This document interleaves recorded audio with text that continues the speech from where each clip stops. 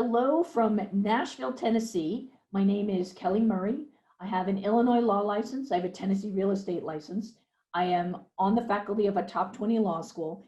And my academic focus, in addition to what I teach at the law school, are real estate issues in family disputes. And so that includes probate, that includes elder real estate, and it also includes divorce real estate.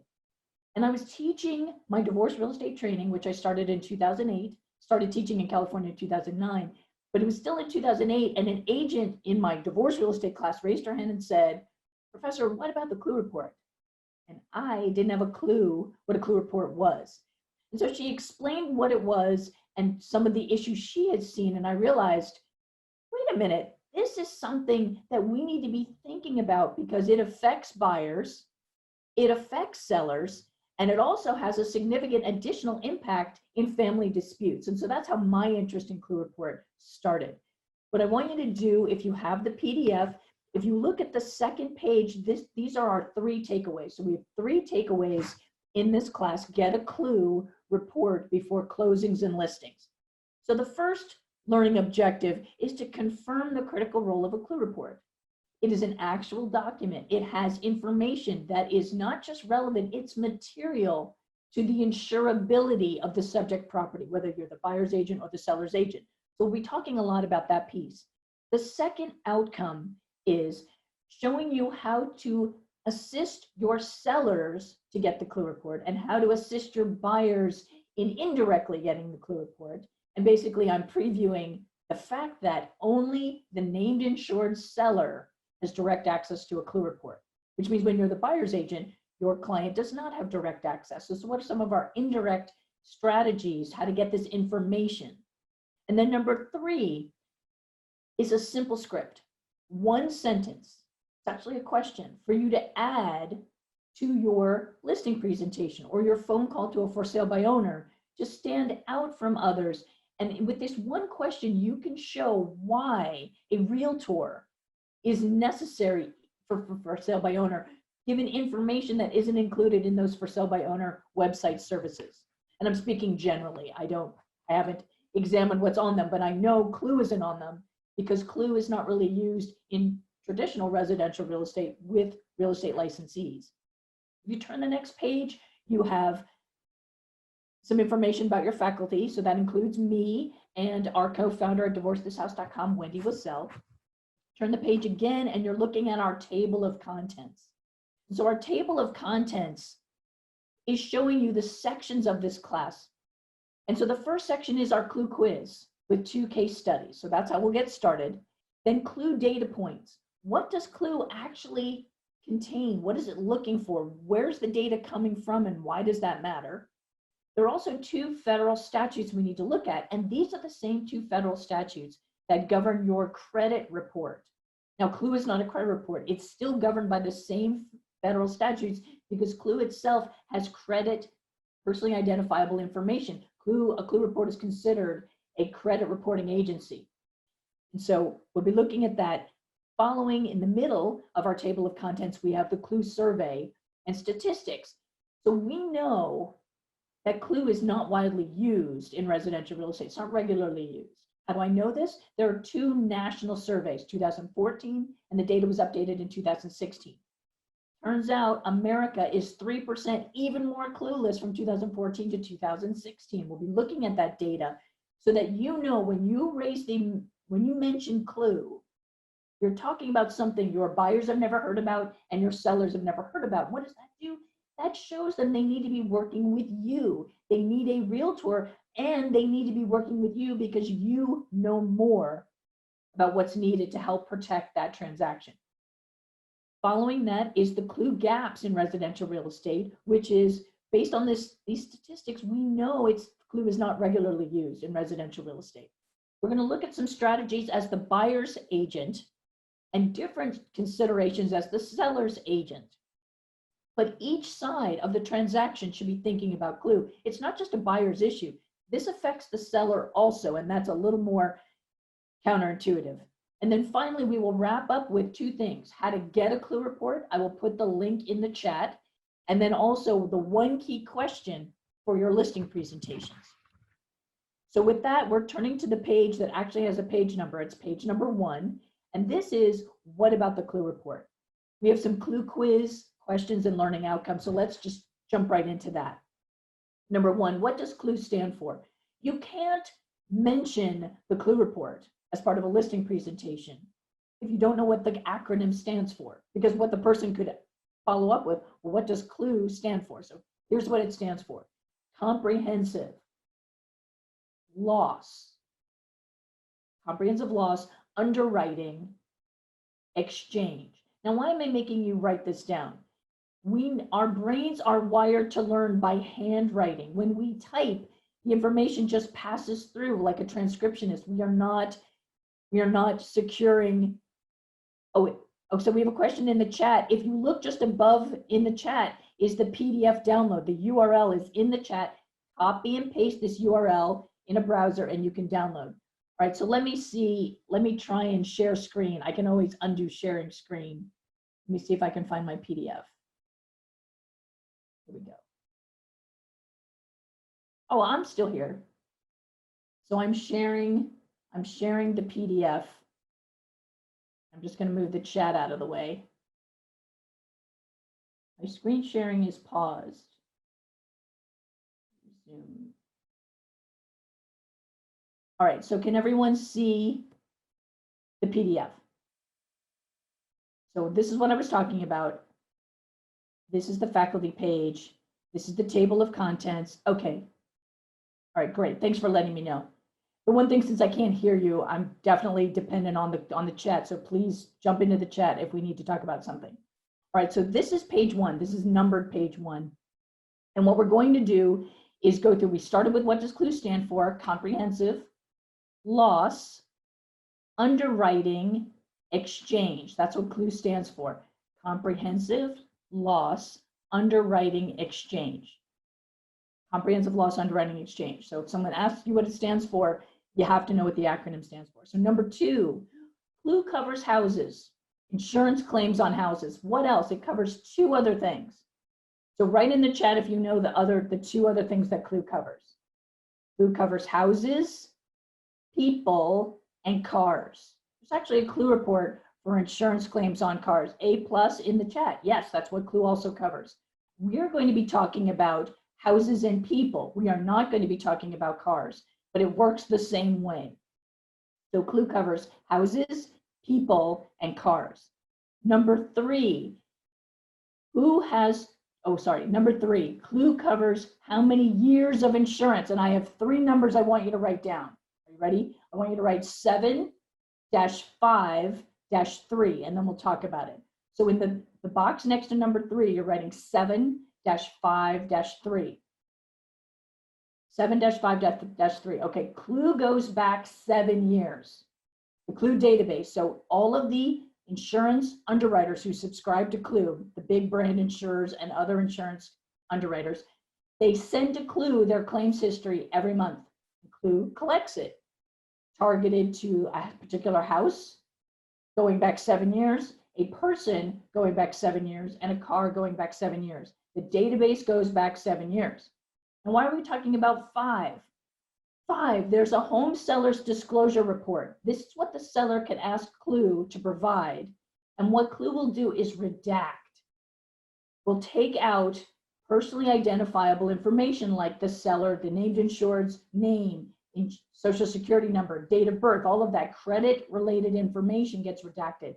And redacted, you've seen it, it's when the federal government declassifies information and you see a document that has all these black bars across it. That's the redacting process. And it's not simply just something covered. The information's removed. It can't be reverse engineered. So the home seller's disclosure report that the seller can contact Clue for will redact the seller's personally identifiable information, but it'll list the subject property and it will list claims, but it only goes back 5 years. Home seller's disclosure report only goes back 5 years. So the Clue database goes back 7 years. Any claim from 8 years or older has dropped off of Clue. 5 years is what the home seller's disclosure report will present. It will not include the older 2 years, just 5 years. And then 3, I'm hearing anecdotal information. What I mean by that is there's no citation for me to show to you, but I teach a lot and I interact with insurance professionals frequently. And what I'm hearing from them is sometimes they only underwrite based on the most recent 3 years. This is your homework. And when I give you homework, it's for you to have a substantive discussion with that particular professional.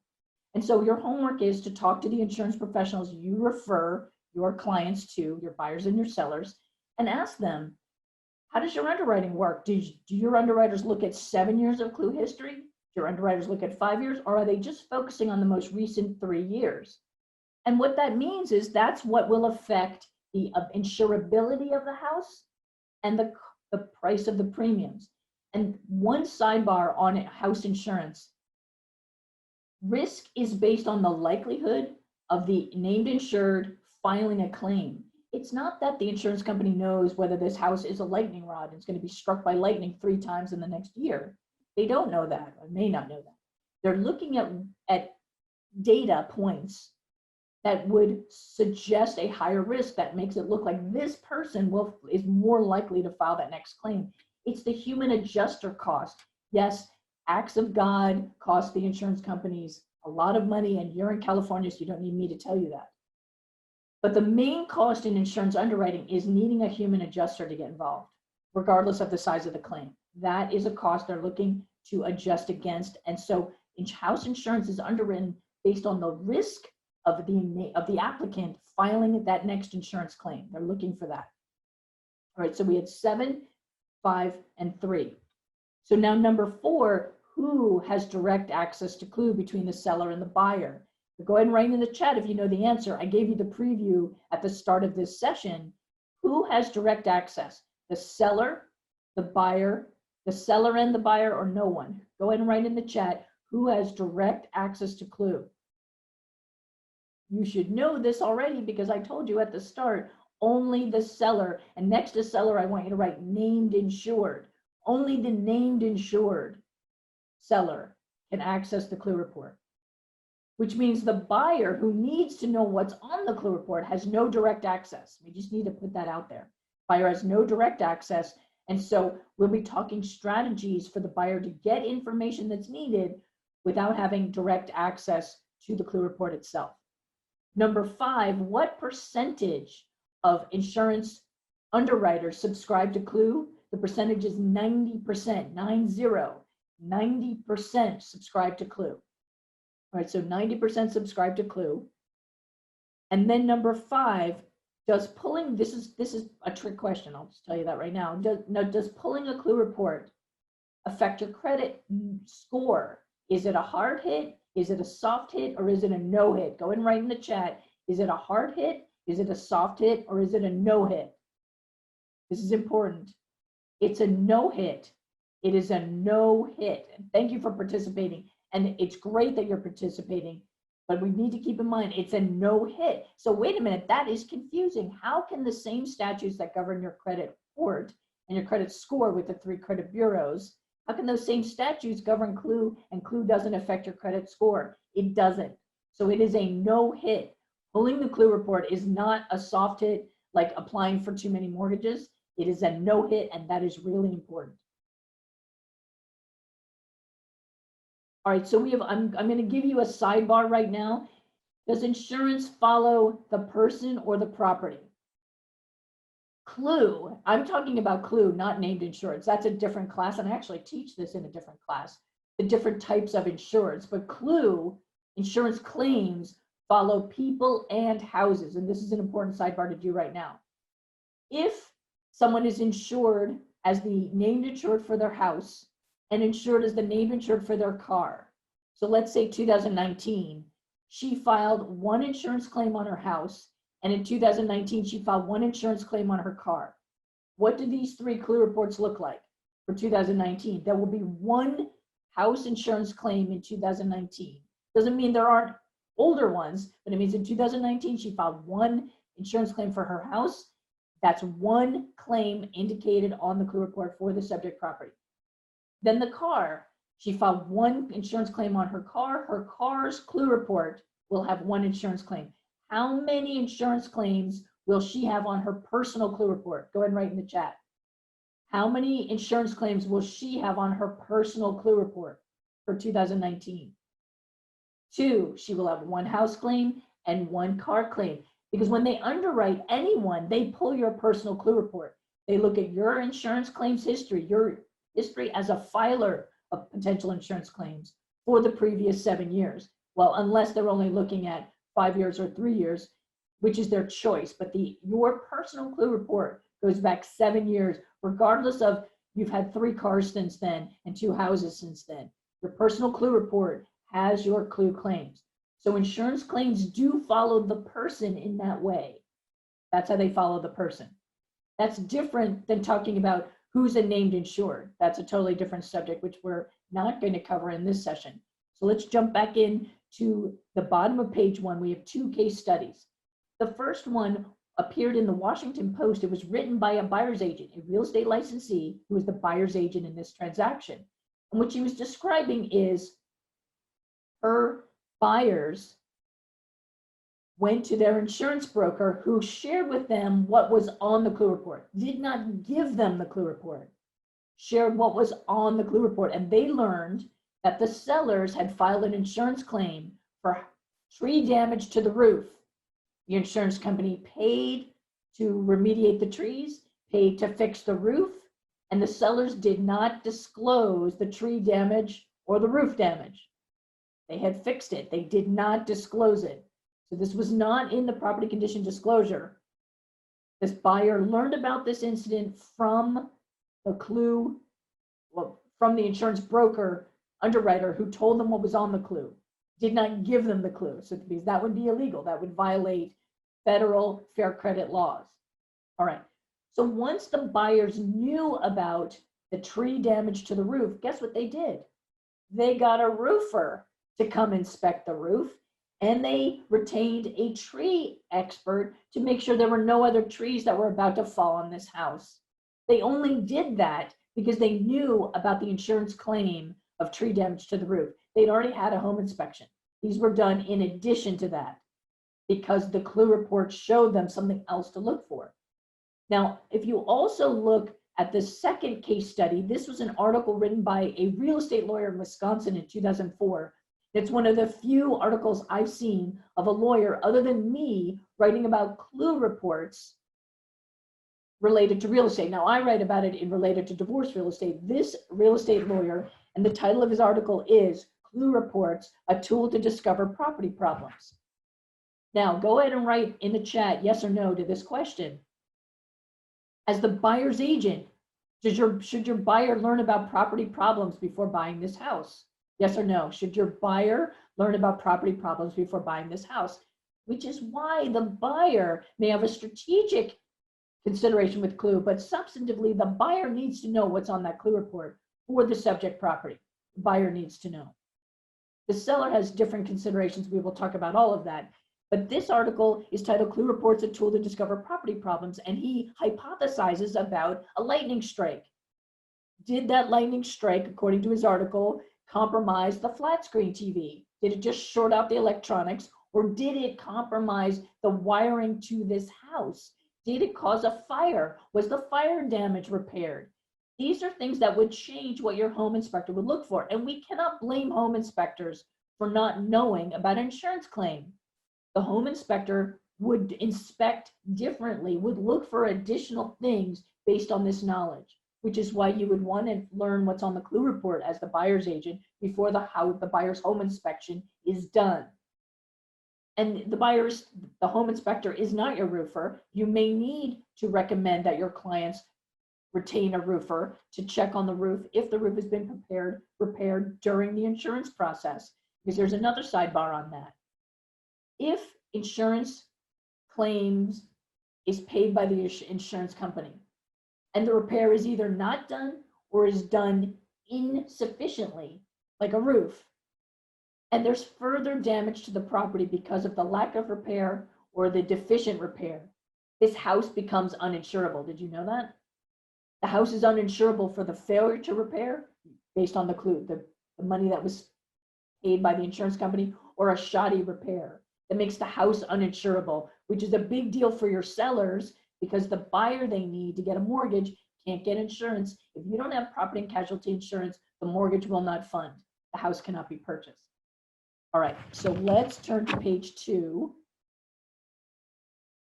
This is page 2, and in this table, we have 3 clue keys. So we have some subjects, and I'm going to give you the 3 for 3 in each of these subjects.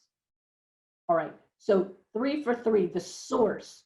What's the source of data for clue? What information does clue pull from? Houses, people, and cars. So clue covers houses, people, and cars. We're focusing on houses and people, but it also covers car insurance claims history.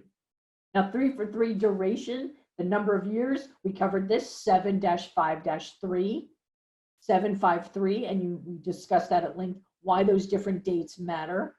Now, the next one, number of claims. I want you to write 1-2-3. It's the inverse. 1-2-3. What's the big deal? One insurance claim is a big deal because it can raise your insurance premium. It can bring you one claim closer to having your insurance policy canceled. And when an insurance policy is canceled for a reason relating to the insurability of the house, you may end up in forced placed insurance, which costs twice as much with less coverage, less favorable coverage. The mortgagor gets the letter from the mortgagee, the lending company or the loan servicer that says, you've lost your insurance. If you don't give us proof of insurance, we will buy house insurance for you. And they tell you in this letter, they disclose it's going to cost you more money and it may not cover as much. And it may just cover structure and not contents. So you have to look at all that. All right, so that's one claim. One claim can increase your premium. 2 claims, what's bad about 2 claims? Well, the worst would be 2 claims within that 3-year period. Multiple claims in a short period of time is the worst thing you can do with your house insurance. It's that use it and lose it concept. 2 claims, you could end up losing your house insurance. The insurance company, after paying it, can then not renew or rescind the insurance coverage and just pay you back any premiums that are owed. 3, what's the deal with 3 insurance claims, particularly within 3 years? In almost every state, you're likely to lose your house insurance coverage. So then we have some vocabulary. CWP, what does that stand for? Stands for closed without payment. CWP stands for closed without payment. What does OIE stand for? Opened in error. OIE stands for open in error. So what's the deal with this? Well, CWP is when you call the insurance agency with an inquiry. An inquiry should not end up on your clue report. An inquiry is not an insurance claim. And if it's miscatalogued, if your inquiry, so for example, there was a case, an actual litigation that went all the way up to the Montana Supreme Court, where the seller's inquiry was listed as a claim and it was for water seepage. Well, her house insurance didn't cover water seepage and she didn't think she had water seepage. Her neighbors had water seepage. So she was calling to see if she had coverage. The person on the other end of the call logged it as a claim, which was then closed without payment. That's the worst. You don't want a closed without payment on your clue report because it means you didn't get any money and you have an official claim. So you don't want closed without payment. The other way to have closed without payment is to file a claim less than your deductible. That's the other way to have closed without payment. You don't want that. Opened in error is how you correct errors on your clue report. And so that's what happened in this Montana case. The buyer who was then trying to flip this property, when he became the seller, and that's when he learned about this water seepage closed without payment. And when everyone was deposed in the litigation, it was a whole thing. And eventually the previous seller had to contact her insurance company, who then had to contact Clue, and they changed closed without payment to opened in error. And when opened in error was sent to Clue, it was dropped off the Clue report for that subject property. So that's the process. Now we have 2 federal statutes. 2. The first is FCRA. The second is FACT, F-A-C-T. So let's just get those acronyms and then I'll tell you what they stand for. FCRA is the first one, FCRA. The second is FACT, F-A-C-T. So number 1, under the FCRA, Fair Credit Reporting Act. Number 1 is the Fair Credit Reporting Act. Number 2 is the FACT Act, Fair and Accurate Transactions. fair and accurate credit transactions. The FACT Act is actually a subset of the FCRA. So next to FCRA, I want you to write correct errors. The FCRA allows us to correct errors on our CLUE report. The FACT Act gives us one free credit report per year and one free CLUE report per year per house. So the credit report is annualcreditreports.com. The Federal Trade Commission mandates that. If you've ever looked at that, it gives you your credit report, but it does not give you your score. So it's a free credit report, but not a free federal, it's a free credit report, not a free credit score. The same statute gives us access as named insureds to one free CLUE report per year on our house. Now the pricing, I don't have the most recent pricing, but the last time I saw it, it was $20 or less to get a CLUE report. So it's not a pricey report, and everyone gets one free CLUE report per year for subject property. Which brings us to the survey, which is the bottom of page 2. And in the survey, we're going to see that I don't have to ask you whether you're using CLUE reports in residential real estate. I know realtors nationwide are not because of these surveys. 2016 survey shows us that America is 3% even more clueless than we were in 2014. So in 2016, 86% of respondents had never heard of CLUE. 86%, that's a 3% increase in cluelessness from 2004. What does that show us? Well, most of those respondents worked with a realtor when they bought their current house. And since they've never heard of CLUE, it means most real estate licensees, including realtors who are handling most of this residential real estate, are not using CLUE. We know it from the national surveys. 5% were somewhat familiar with CLUE, which is why I've taught this session at the NAR National Expo the previous 2 years. I taught it 2019 in San Francisco, and I taught it 2018 in Boston at the NAR conference, because we need to be talking more about CLUE and thinking about it substantively and strategically, because it is an important criteria that affects the buyer and affects the seller. Staying with the 2016 survey, 88% of respondents did not request a copy of their CLUE report before buying. 88%. 12% received the CLUE report before buying their current house. 12%. So that's a very small percentage. If you look at the 2014 survey, I'm focusing from that survey on some different issues. In that 2014 national survey, 75% of respondents did not know their house insurance rate could be increased by the previous seller's insurance claims, by the previous owner's insurance claims that remain on the CLUE report for how long? 7 years, 5 years on that home seller's disclosure, and 3 years for some underwriters who are just limiting what they focus on for underwriting. But it's on the actual CLUE report for 7 years. They didn't know those prior claims could increase the premium they pay as the buyer. Now this one is even more surprising. In that same 2014 survey, 51% of respondents did not know that their own insurance claim could increase their premium. We're not aware of the use it and lose it description of property and casualty insurance. So 51% were not aware that their own use could increase their premium, their own insurance claim. So what's wrong with filing one small claim? One claim can increase your premium, and it gets you one step closer to losing your insurance, because it gets you closer to that second claim. And if they're in a short period of time, that would be bad. What's wrong with multiple claims? Well, multiple claims within a short period of time. So multiple claims, 1, 2, 3 claims within 3 years, you're likely to lose your insurance. That's what we're looking at. How many claims filed are too many and why? It depends on how close they are in time period.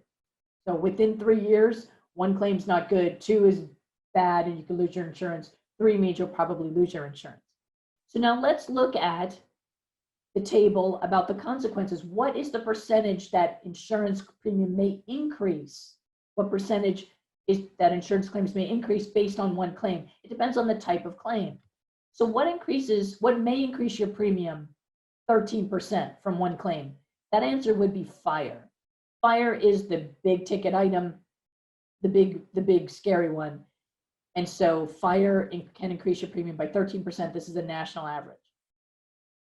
12% is water. 12% is water, and this isn't flooding because we know flooding is separate insurance. This is spontaneous, a pipe burst, or if you saw that insurance commercial, it's the dogs doing synchronized swimming because a dog apparently jumped on the counter and turned on the kitchen faucet and flooded the house. That's covered. What isn't covered, have you noticed that when insurance comes in to adjust, they'll look for that circle stain in the ceiling. They're looking for slow leaks. Slow leaks are not covered. Slow leaks show lack of home maintenance, and that is not covered. They will cover spontaneous water damage from within the house, but not slow leaks that weren't repaired properly. Now, the next two are 6%, and you can put them in either order. Hail and wind. 6% is hail and wind. Oh, and then 2% is other, and then I'll answer a question in the chat. So in the chat, the question is, ordering clue used to be very standard a few years ago. I agree with you. I started teaching continuing education in California in 2009, and you have those natural hazard disclosure companies, and you used to be able to buy clue from those companies, and that's what I used to teach. The buyer, when purchasing those reports, could also add a clue report, but you cannot. And the change is that clue is now governed by the FCRA and the FACT Act. That's why it changed. Clue report is now credit reporting information, and it cannot be given. That would be the same as a buyer buying someone else's credit report. A buyer cannot buy the seller's credit report. The buyer cannot purchase the seller's clue report. The only way to get the clue report is to require the seller to disclose it. That's the only way to get it. So now let's talk about some California specifics. In California, you have your CAR approved forms that you use for the written purchase offer. And in those forms, the seller has to disclose known insurance claims. And I want you to underscore the word known. Known insurance claims would be claims that the seller filed herself. She knows about the claims she filed, and she has to disclose those. But what if she's only owned the house for 2 years? And when she purchased the house or the subject property, she did not secure a clue report from that seller. She would have no personal knowledge of 5 other years of clue history, and so has no obligation now to disclose it. That's why that's pretty good, but that does not give us the full clue history. And another interesting piece is in 2005, the California Insurance Commissioner created regulations that ultimately the California Supreme Court struck down as overreaching, that the subject would have to be legislated by your legislature and not created as administrative regulations. But what he was trying to do was prevent things like inquiries ending up on your clue report. And what was interesting in that time period, one of his staffers had a clue issue. Staffer was trying to sell his house, and there's a fire claim on the clue report for the house he's trying to sell. He didn't file the fire claim, and his seller was the owner of multiple properties, and the fire occurred in one of the seller's different properties. The fire was placed on the seller's personal clue report and on the wrong house, and so he was able to get that removed, but that was the point of the regulations. Okay, so in the chat, and this is really helpful, your actual experiences are really helpful. So we have in the chat a claim for $27,000. Oh, wait, you're asking me, can a claim for $27,000, can the insurance company drop a client? It's not the amount of the claim, it's the number of claims within a few years. So my question would be, is this the first claim? If it's the first claim and the person's paying their premium, it doesn't look like insurance can be canceled just from this one claim. But if there's a second claim, or if this was the second claim, within 3 years, yes, coverage is in jeopardy. All right. So we covered your offer. in the written offer right now, you have an inspection period. And that's what I'm hearing from California agents is how they cover this. They cover it as part of the inspection. But getting the clue information is only half of the issue. Can you rescind your offer if there is something scary on the clue report for the subject property? So that's why requiring clue in your offer, in your written offer, requires the seller to give you the clue report, but it doesn't necessarily allow your client to rescind the offer unless it affects the inspection part of the written document. So that brings us to the buyer's agent considerations and the seller's agent considerations. And so for buyer's agents, we already did a quick poll within the chat, and you agreed that as the buyer's agent, the buyer does have an interest in this information. The buyer has an interest in this information. But does the seller, does the seller want to give the buyer this information? That answer is no. The seller generally, just like, does the seller want to listen to you as their seller's agent and invest in a seller's home and pre-listing inspection? I always poll California agents when I teach live in your state, and I always get the same answer. We always, as the seller's agent, recommend a pre-listing home inspection, and sellers are resistant. We know the buyer's home inspector is going to find it, but the sellers don't want to get that seller's home inspection. Well, they don't want to find out if there's anything on the clue report either. Now, here's the problem. What is on the clue report is visible to the buyer's insurance underwriter. And what is on the clue report may make the premium higher. So what's on the clue report already affects the buyer's ability to get insurance, which is required for the mortgage to fund. So the buyer will be underwritten based on the buyer's clue report and the buyer's insurance score, which is not your credit score, it's a subset. And then the property and casualty insurance underwriter will also look at the clue report for the subject property. And so that's how it affects the sale. And now people will say, oh, but we've closed real estate for years and this has never been a problem. It may not have been a problem for you, but it is a problem. And I could give you isolated examples of where the clue report, where the insurance is withdrawn. So this is something I want everyone to keep in mind, whether you're a buyer's agent or a seller's agent. Did you know that the binder of insurance at your closing is usually temporary?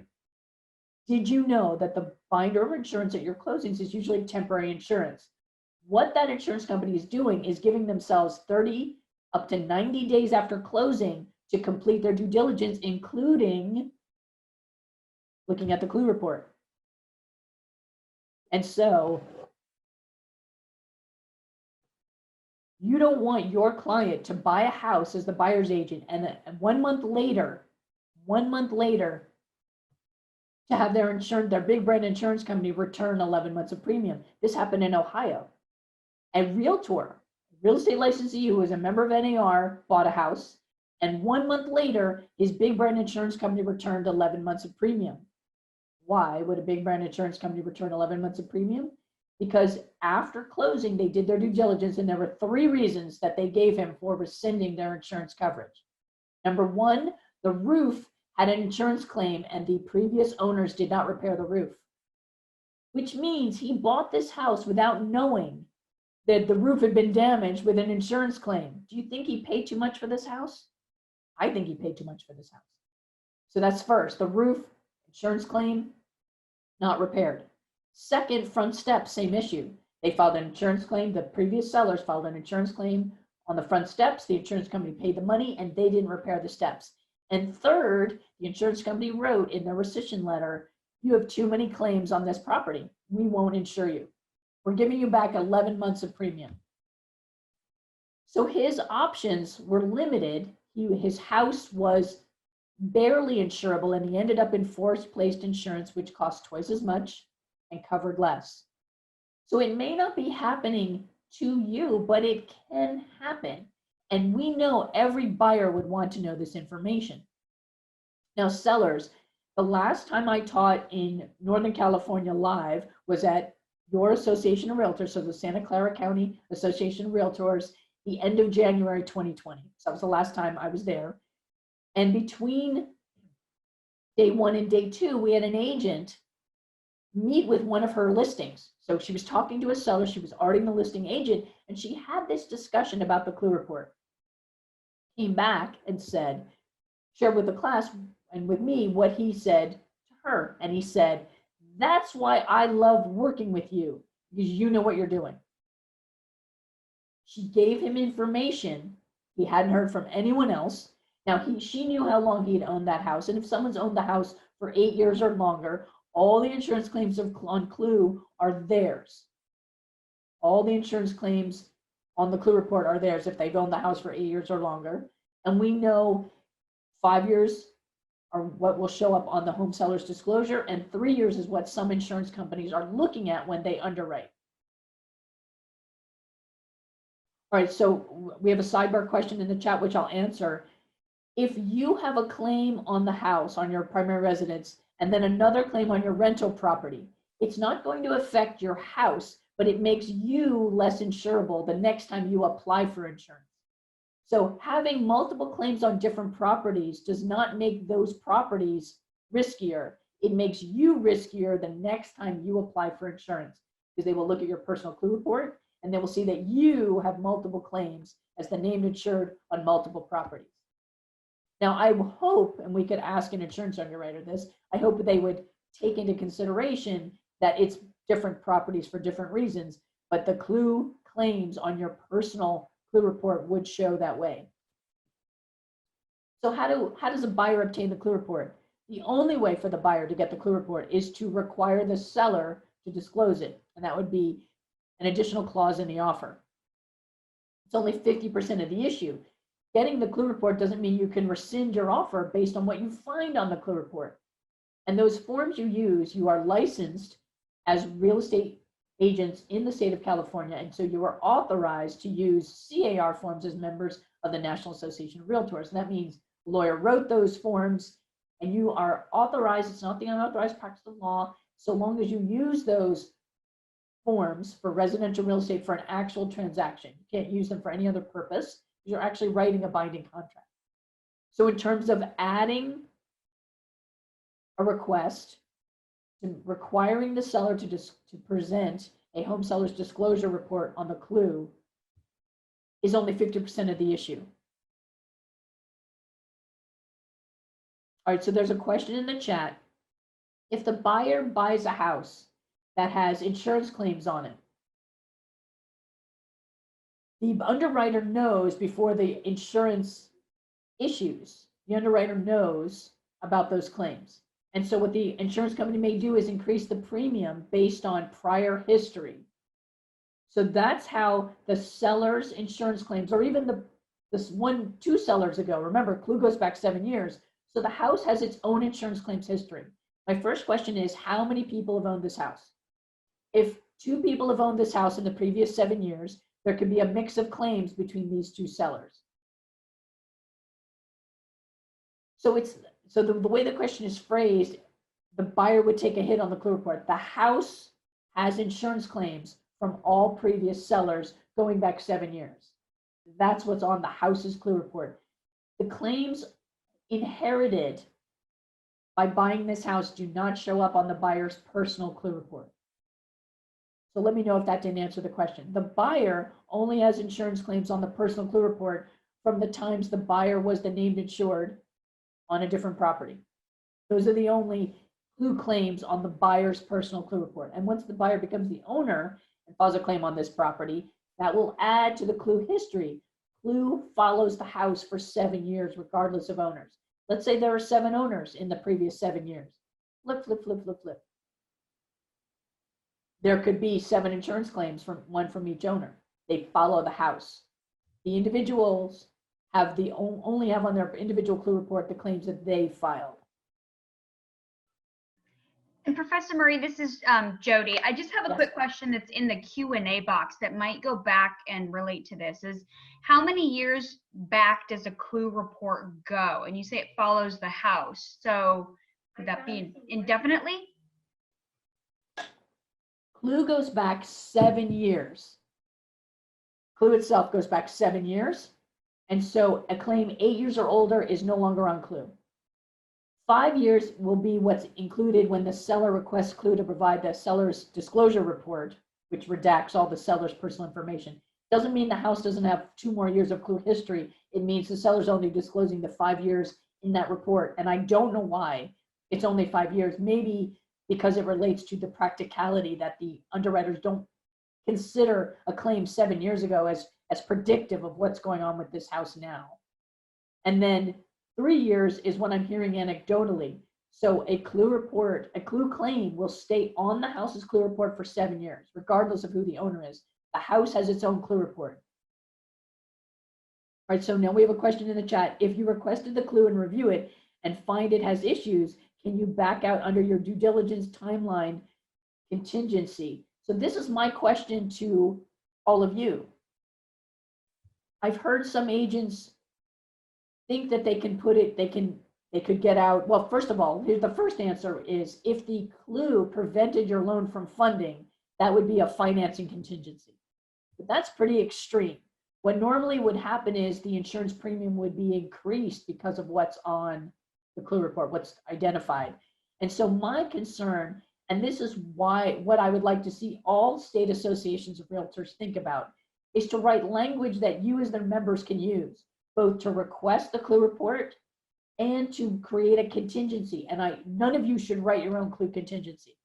I mentioned it's only 50% of the issue to ask for the Clue report. How does your client rescind the offer based on what's found in that Clue report? We need a lawyer who writes this for the National Association of Realtors, the California Association of Realtors, or California Bureau of Real Estate, or no, you're now the Department of Real Estate, so the California Department of Real Estate. Someone has to write it and approve it because real estate licensees should not be making up this kind of contract language. And a contingency that's not written properly, you know what would happen? The buyer could not rescind the offer, and you don't want that to go into litigation. So I'm absolutely cautioning everyone to not write your own contingency for Clue. That needs to be something that your forms committee looks at, looking at language that everyone can use safely. But what I'm asking you to think about is, if you did see the Clue report, could you withdraw? Now let's flip that. I want everyone who's a buyer's agent to ask the insurance agencies that your clients use, if they see something on the Clue report, do they disclose it to their potential insured? They're not giving the full report. Do they tell them, like in that Washington Post article, does your insurance agency referral, and hopefully you're working with multiples, do they tell the buyer about an item they see on the Clue report without disclosing the form itself? Because the buyer doesn't need the Clue report. She needs to know what's on the Clue report. You know, lightning strike, water seepage, closed without payment, or, a fire. You would want to know about that. All right, so we have in the chat, this is part of the buyer's investigation, which is a contingency, but the investigation, so is the investigation broad enough to include this? So everybody needs to be checking on that. If your investigation is broad enough to include this, then you could use that contingency. And this does relate to condition, but it's not the home inspection that you're finding out this information. This would be from the Clue report itself. So if you feel and you should be talking to your managing brokers about this to get on the same page, because this has legal significance to the offer. So, and that's why I'm teaching this, to get this conversation. I taught last week with the Oregon Association of Realtors, and their CEO is their former general counsel. She's also a lawyer. And she pointed out that they're going to be looking into this at the state level because we helped make her aware of it. She was wonderful to have in that training.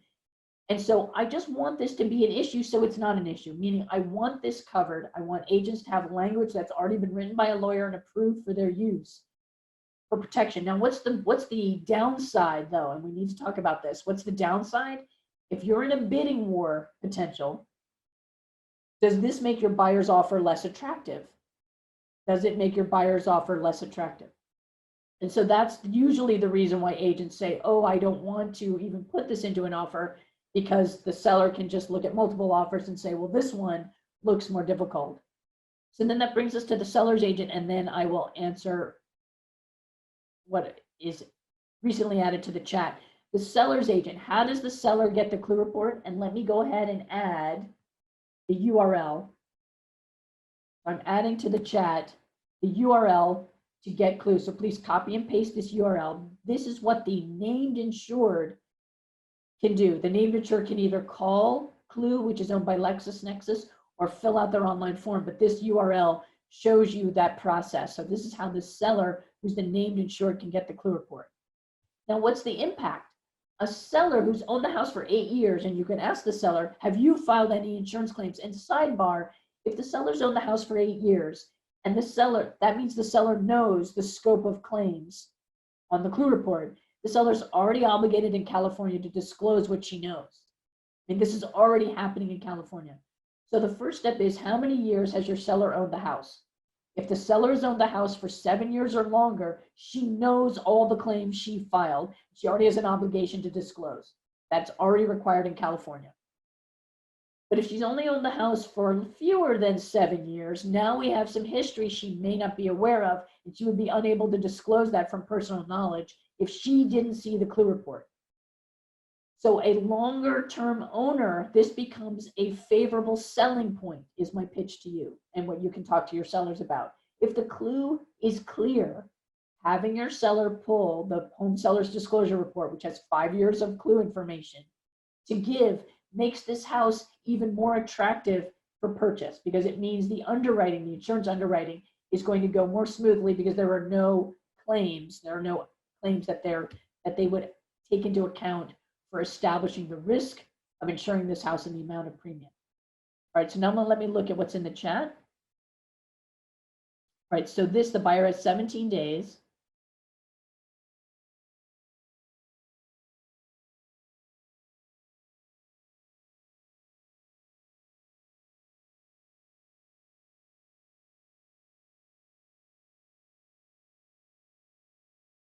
Okay, so this says the buyer has 17 days to do the inspection. So that's the 50%. It's not showing, this clause right here is not showing me the ability to rescind based on what is found. I'm not saying it's not in there. I don't have a current copy of the forms you're using. So if anyone wants to send that, our email, I'll put our email in. Hold on. info@divorcethishouse.com is how to get a hold of me. It's also in your handout. But if you want to send a current blank form, I'd be happy to look at it. So the inspection is there. Can you rescind based on what you find is what I'm asking. And I'm hoping you can. So let me see. So how will this affect the buyer's loan approval with the lender? How will Clue affect the buyer's loan approval with the lender? When I teach lenders about this, my anecdotal experience, so this is not a published report, this is just what I'm experiencing. The lender is looking for an insurance binder for closing, and they're not looking at that binder being temporary. I've had lenders in live presentations, the blood drain from their face and they look like they're going to pass out when I show them that the insurance binder may be temporary. After that loan closes, so in a traditional mortgage atmosphere, in a traditional mortgage environment, the loan funds, there's a temporary insurance binder that helped complete the due diligence. And within 2 to 3 days, many mortgage lenders are selling that loan package as a mortgage-backed security. So it's off their books. They're not the loan servicer, and they aren't responsible for the loan anymore. So that's why the lender doing the paperwork and at closing no longer is looking at the insurance of this house. And so that to me is partly why the lender isn't, because the lender changes roles. When the loan is sold as part of a mortgage-backed security and sold and is serviced by one of the major loan servicers, that lender is no longer the lender. So the underwriting lender is no longer the actual servicing lender. And that may be why Clue has not been a major issue. But you are right. Who has access to Clue reports? I limited my question to buyers and sellers, but you know who else has access to Clue reports? Mortgage professionals considering a mortgage on the property and the mortgagee. But as I just mentioned, the way traditional mortgage works, that mortgage is closed and within 2 to 3 days it's sold as part of a mortgage-backed security, or it's FHA insured, or whatever else is happening to it. But that actual underwriting mortgage company does not retain the mortgage generally. So how do sellers obtain the clue report is the link right above. So if you look in the chat, there's only 3 things at the bottom of the chat right now. And so 1, 2, 3 is the URL, and it's you're contacting LexisNexis, who owns Clue.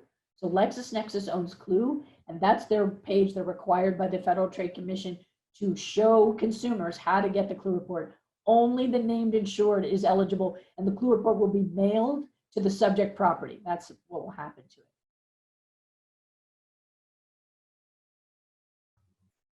it. All right, so it looks like we answered what's in the Q&A. If you have any other questions, please put them into the chat. What I'm going to do is wrap things up with our for sale by owner strategy. So what is the question that you can ask? What is the question that you can ask in a listing presentation or in a for sale by owner call to get a listing presentation? So here it is. Are you ready? What about the Clue report? So I'll type it into the chat. Question I want you to think about asking is, what about the Clue report? When you say that to a potential for sale by owner, what about the Clue report? They've never heard of it. How do we know this? We have a 2016 national survey and a 2014 national survey. America is clueless about Clue, just like I was. When an agent said to me, what about the Clue report? I had no idea what it was. When I teach judges and lawyers, they've never heard about the Clue report. So what about the Clue report? You're saying to a for sale by owner, there's some information your for sale by owner website isn't giving you. It may affect your buyers. And I'm the knowledgeable real estate professional that you need to be working with. So this one question raises other questions of, what else don't I know about as a for sale by owner? And that's why this is working. And I gave you that actual example that happened in your county when I was teaching at the Santa Clara County Association of Realtors. She was talking to her existing listing, told him about Clue report, and he said, that's why I love working with you. You know what you're doing. The knowledge, the professionalism. So there are more things that a for sale by owner doesn't know, but Clue. And so of course you wouldn't be approaching a for sale by owner if you didn't know how long they'd owned the house. If they've owned the house for 8 years, that means they would know all of their insurance claims. So that's our strategy.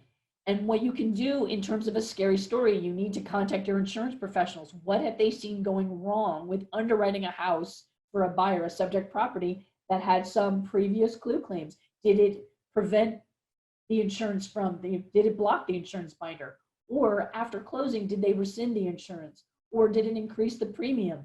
So those are all the scary stories, and I recommend you contact your local insurance professionals. And if your local insurance person says, what's a Clue report? Next, you need a different insurance professional. You need, every profession has fully knowledgeable all the way down to paper pushers. You need the more knowledgeable to be handling this and working with your clients. So that's it. Do you have any other questions? I don't see anything new in the chat. I'll look in the Q&A. I think we answered everything in the Q&A. I think you answered, there's one about if it's no longer mandated. Right, we did talk about that at length. Yeah. Great. And there's been a couple questions about the language. So I'll work with you and maybe we can get something published just talking about how buyers and sellers can speak to Clue reports. Right. So we'll look at your existing contracts, which are what they are. You absolutely have the inspection. The question is, can a negative Clue item support rescinding the offer? Mm-hmm. That's what we're looking for. Yep. And you gave way, I think, to another panel that we can put together is get some insurance, some of our insurance affiliates together to talk about Clue reports and the underwriting and see how those affect. And I saw somebody wrote a question about how it affects lending. Right. So right. That would be a great panel. That really would. And we'll bring you back as well for that, I think. Well, hey, Clue, from that very first, what about the clue report? And if I don't know something, I'm the first one to say, I don't know about that. And so the way she described it to me was a family that gets money for the roof, that goes on a trip, on a vacation, and buys a car with the roof money. If you think about it, that's where all the trouble starts. And I mentioned during the session that if the repair is not made and there is further damage to the house, that house is no longer insurable. Yep. And it takes So- one person to mess up the whole thing, unfortunately. Right. So yes, I think that would be a great panel. Okay. I haven't seen any more questions come in. I will, this was recorded, and if you look up a couple chats, there is the link, and Dr. or Professor Murray just put it right in there again. So we will be, this is recorded, and we will send it out to everybody, so you can listen in again and take notes. We will also I will send out the PDF for everybody. Great. And we'll get that going. Terrific. Well, thank you so much, because we have really enjoyed teaching at your association. You have a beautiful classroom. And so right now we're all virtual, but you know, when we can all come out again, you're one of our favorite destinations. So thank you so much. You're welcome. Thank you so much, everybody.